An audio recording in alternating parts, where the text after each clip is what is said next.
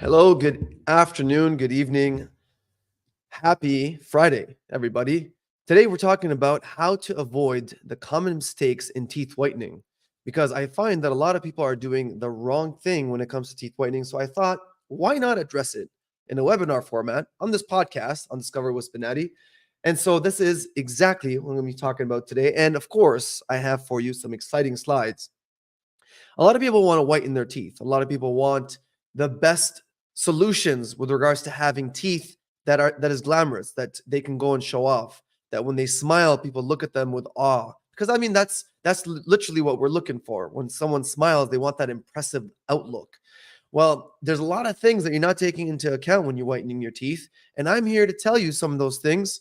Obviously, I don't have too much time, but I'm going to tell you a lot of the important ones that you should be aware of. Now, to start off, put my face here. To start off, these are some common mistakes, and I came up with 12. There are a little bit more than that, but the 12 common ones that people are doing when they're whitening their teeth or they're trying to whiten their teeth. In today's agenda, in our small talk or time together, my goal is to make a big impact in your teeth whitening process in the following ways. I'm going to give you some confidence, clarity, and to easily maintain your teeth whitening habits. I want to give you confidence that your teeth can actually become white. I want to give you a clarity and a proven solution of what happens with doing the wrong whitening techniques. Very, very important. And I also want you to be able to keep your teeth white for months and years, so easily maintained. And by easy, it is easy, but it's not simple. Now, the achievements, I'm very proud of these achievements. These are the achievements that have been awarded to Spinetti Dentistry for Business Award for Dentists, for Consumer Choice Awards. So thank you for choosing us. We've been rated #1 dentist in London, Ontario, according to Rate MDs. And this is the second year where we win the 3 best rated cosmetic dentists in London, Ontario. This is me with the lovely picture. So, teeth whitening, what are we talking about today? Today, we're going to be talking about why teeth get stained. And then we're going to talk about how does teeth whitening work? And then that's the meat and potatoes of the whole thing, which is the common teeth whitening mistakes. And then we're going to cover how to properly whiten your teeth. So let's do it. So, is professional teeth whitening for you?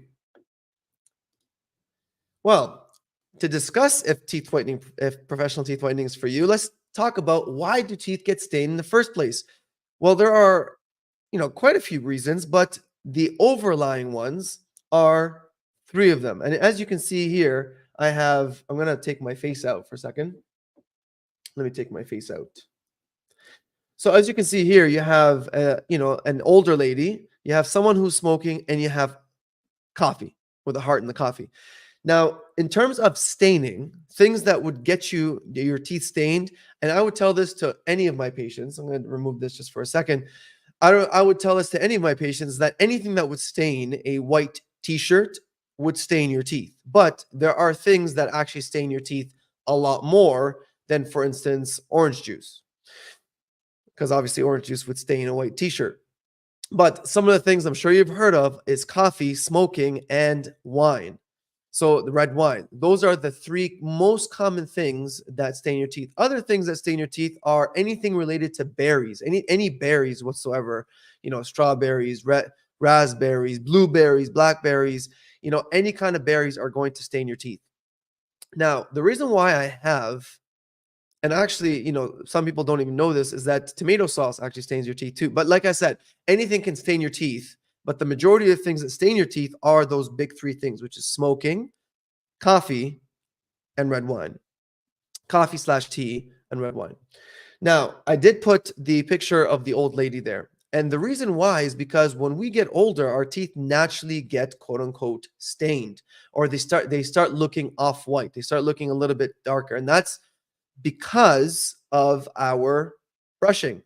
Okay, because we're brushing with toothpaste and we're brushing, the acceptable amount of tooth wear is around 1 millimeter throughout your lifespan. That's the acceptable amount of tooth wear, because of your toothbrushing. Now, unfortunately, people are using things a lot aggressively. We're going to talk about that later, but these are the most common reasons as to why your teeth are getting stained. The last one is crowding. Okay, because what people don't really think about too much is that when you have this kind of scenario here where you have crowded teeth, you do have a higher propensity or higher chance of getting stained teeth. And with staining, because things get trapped in between the crowded teeth a lot more easier. And I'm not even talking about cavities. I'm not talking about gum recession. I'm not talking about gum inflammation. I'm not talking about bone loss. I'm not talking about any of that with regards to crowding. I'm literally just talking about why your teeth are getting stained. And so when you have crowding, obviously you're going to have more things get trapped in between your teeth because they're crowded, and so your teeth get stained. Now, additionally, with crowding, the way that light bounces off because of the different angles, it doesn't look good. It doesn't look white because of the different angles and the way that it actually bounces. You may have very nice and white teeth, but because they're crowded, there are shadows that are created. There's different light angles that are being hit. So a lot of these factors are come into play whenever you have these crowded teeth, that it's not going to lend you to actually have that white bright smile that you're looking for. Now, why do teeth get stained? Now, here you have molecules, and these molecules are what we call chromophores. And I talked about this in another podcast, in another one, but I'll talk about it briefly here. They're long chain molecules that get stuck in the teeth. And you can see here the arrow that gets stuck in the teeth and that cause staining. And these chromophores, by the way, these chromophores are what causes your teeth to actually get stained, right? These chromophores are found in smoking, in coffee, tea, wine, soy sauce. These are chromophores. They're colored molecules, and they get stuck in between the lattice or in between the little tiny spaces inside your enamel and your dentin. Now, here, how does teeth whitening work? Okay, so teeth whitening is really cool because the peroxide, so hydrogen peroxide is the ingredient that causes teeth to get white.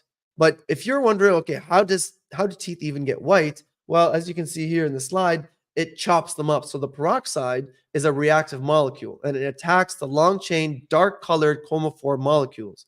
It splits them into smaller, more diffusible molecules, and then light is not absorbed. Light bounces right off. Okay, because obviously, like this blue light, everything is bouncing off of this blazer except the blue. So when you have chromophores, let's say you have blue chromophores, just for argument's sake, then that chromophore is going to absorb that part of the light and everything else is going to bounce off. But you don't want that. You want everything bouncing off. So what happens with the peroxide is that it breaks them up, and then so now you have more diffusible molecules. Those molecules tend to come out of being trapped, and then so now you have light that gets bounced off, and then you get white teeth.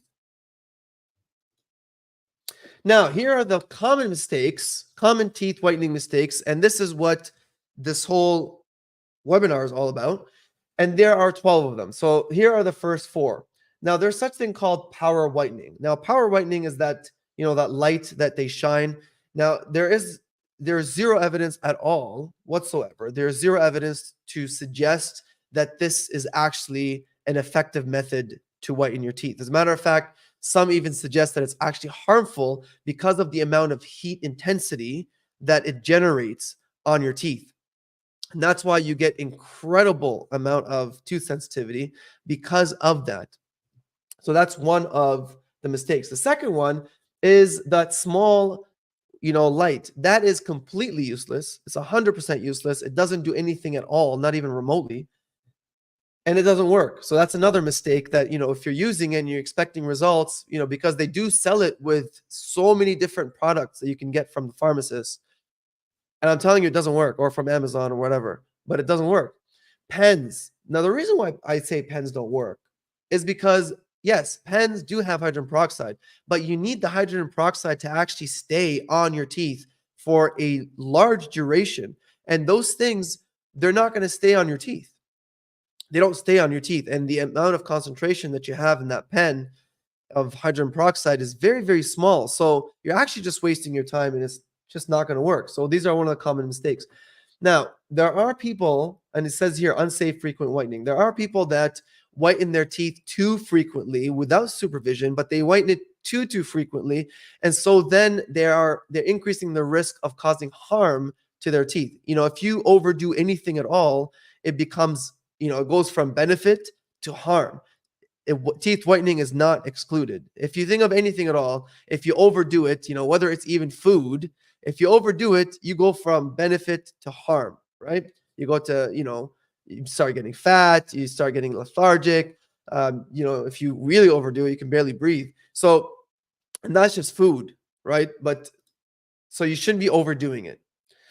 The frequency, if you're wondering about the frequency is, according to some people, the frequency is around every 6 months. Every 6 months is safe as long as it's supervised, and your dentist can advise you that is safe for you, because every single person is different according to their own teeth conditions. Some people have very thin enamel. Some people have, a lot of these abstraction lesions, a lot of root exposure. So doing this very frequently is not really recommended. If you're older, it's not recommended because your enamel's thinner. So a lot of these scenarios you have to discuss with your dentist to know exactly what is best for you. So the fifth one is unrealistic expectations. Now I have to talk about this a little bit.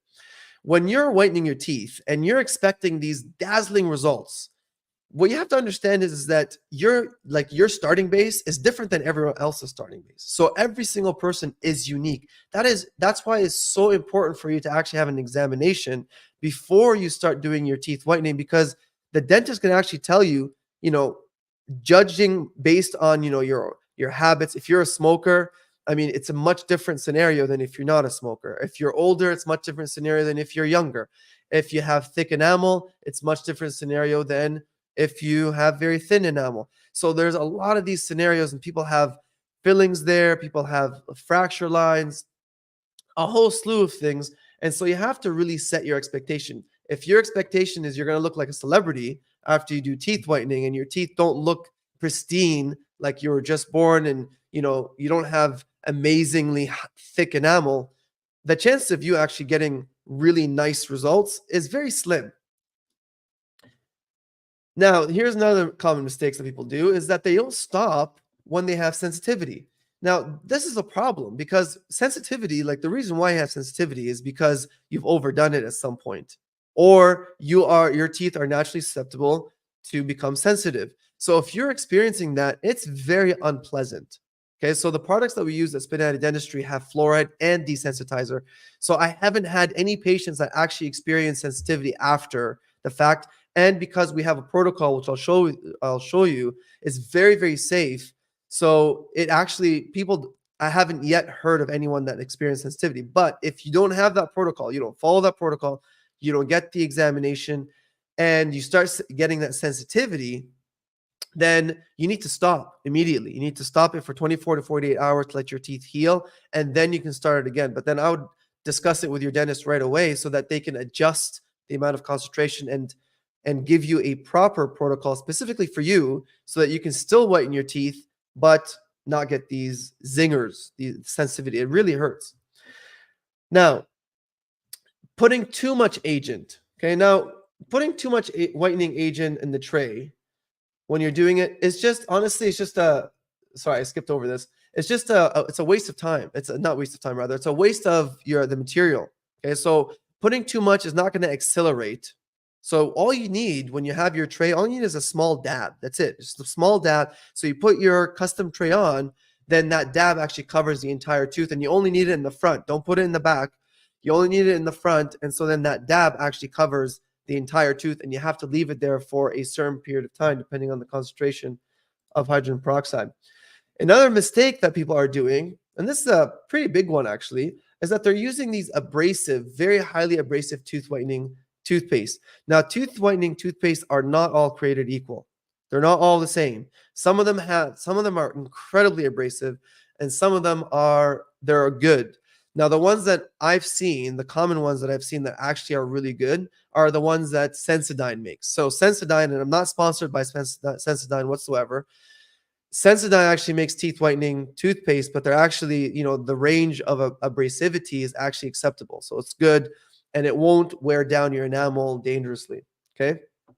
Every toothpaste wears down enamel, so but there is an acceptable range of tooth wear according to American Dental Association, and they call that the RDA, and that range is between 100 to 200 RDA, which they've measured through experiments. I believe it was 10,000 strokes or 100,000 strokes, which simulate the life cycle of your toothbrushing throughout your life.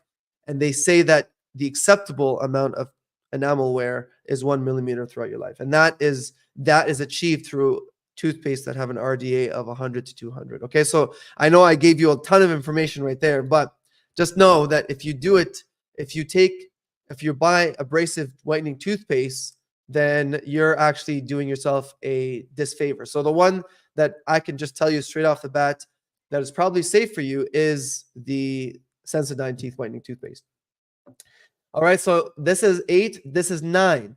Now the thing here, okay, with if you want to whiten your teeth, but you still love coffee, use a straw. But if you're still gonna sip and you're gonna whiten your teeth, it's like taking one step forward, two steps back. What's the point of doing that? Right? The reason why you want to whiten your teeth is because you want to look glamorous. Well, how are you going to look glamorous if the reason why your teeth are stained is because of food or smoking, or whatever, and you're doing the same thing? So you have to reduce it. Okay, so one of the tricks is to reduce it, or to always carry water with you. So every time that you eat something that is stain causing, to actually drink and swish with water. The other thing that I've read, I haven't really tried this, but the other thing that I've read is that if you eat like crunchy things that don't stain, like celery, for instance, those things don't stain. So, but they're known to clear off all that staining. The one thing that I can tell you right now, straight up, is that as soon as you eat, like if you're drinking coffee or you're eating something that's staining, don't go and brush your teeth, because now you're actually doing a lot more damage to your enamel than if you were to wait. Okay, wait for like 15 minutes, let the acid in your mouth neutralize, and then you can go and brush your teeth. See, if you thought teeth whitening was a simple procedure and anyone can just do it and anyone can get results, do you see how complicated it is? Like, I mean, I've spent now 17 minutes just talking about teeth whitening, and now I'm talking about the common mistakes. It's not a straightforward type of thing. So that's why it's very important for you to seek professional advice. Speaking of professional advice, the 10th is teeth whitening with no guidance from the dentist.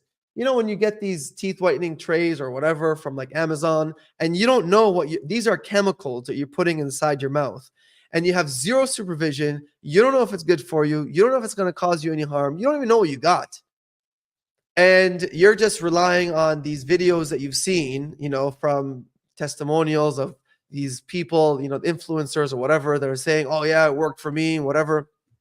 I'm telling you right now, that's one of the biggest mistakes that you could make, is not seeking professional advice from a dentist. Okay, from a dentist. I must emphasize, you must see a dentist. I'm going to take this one. You must see a dentist. No other professional is trained. Okay, dentist. No other professional is trained to that degree to look out for all these things that is going to tell you what's going to work, what's not going to work, what's good for you, what's not good for you. That's going to, titrate the amount of teeth whitening agents to give you proper advice, except dentists. Don't go to, one of those beauticians, right? Don't go to them. Okay. I know they mean well, but don't go to anybody except dentists. Okay. You want to go to dentists. DIY trays, do-it-yourself trays. Now, the reason why that's not a good idea, besides the fact that you could, if it's not fitted properly, you could damage your gums and you can actually cause recession, which you don't want, because once you get recession, my goodness, it's a nightmare. Sensitive. Anyway, I'm not going to go into that. But when you're putting that stuff on, like the hydrogen peroxide, and it starts seeping all over the place, one, if you're using different concentration, using high concentration, you could do damage to your gums. Two, you're wasting a lot of the product. So that's a mistake. Now, last, but certainly not least, is using hydrogen peroxide, the bottle that you have at home, using that. If it's not done under supervision, it's not done under guidance, not under supervision. It's not done under guidance from your dentist. Um, it's not really recommended for you to kind of just experiment. So don't do that. Okay. Ask your dentist what is the safe amount for you to put if you're using it with your, for instance, using it with your water pick. Ask your dentist what is a safe ratio for you to use so that you can actually use it effectively and not harm yourself. Okay, because effectively you can harm yourself. Now, what is the proper teeth whitening recipe for you? What is a teeth whitening recipe? Here is the teeth whitening recipe that I use at Spinetti Dentistry in our office, and it is this: in-office whitening. And the in-office whitening that we use is Opalescence Boost. And the reason why we use Opalescence Boost is because it is backed by a lot of research. One, two, it has fluoride and it has desensitizer. Fluoride strengthens your teeth and acts as a desensitizer, and a desensitizer is another addition to it. And so and it gets you incredible results in a very short period of time, in literally 1 hour. So when you do that, then followed by custom trays with 10% carbamide peroxide. And I won't discuss carbamide peroxide today, but there's a reason why we use carbamide peroxide as opposed to hydrogen peroxide when we give the trays. And you use that for 2 hours a day, 1 hour in the morning, 1 hour at night, for 2 to 6 weeks, and you will see incredible results that you'll be very happy with, depending on your starting base. And lastly, but certainly not least, you reduce the foods that stain. That's super, super, super important. Okay, because if you don't reduce the foods and the drinks that are actually causing stain, as I mentioned, then what you're doing is that you're just repeating the cycle and you're not actually moving forward. So seek advice from your dentist with regards to tips and tricks, or attend these podcasts and webinars, and you'll learn a lot of things that is going to help you get that glamorous white smile that you always wanted. As always, enjoy your day. Today, I actually wore this just for you. Enjoy your day, stay healthy, and as always, keep smiling. Good night.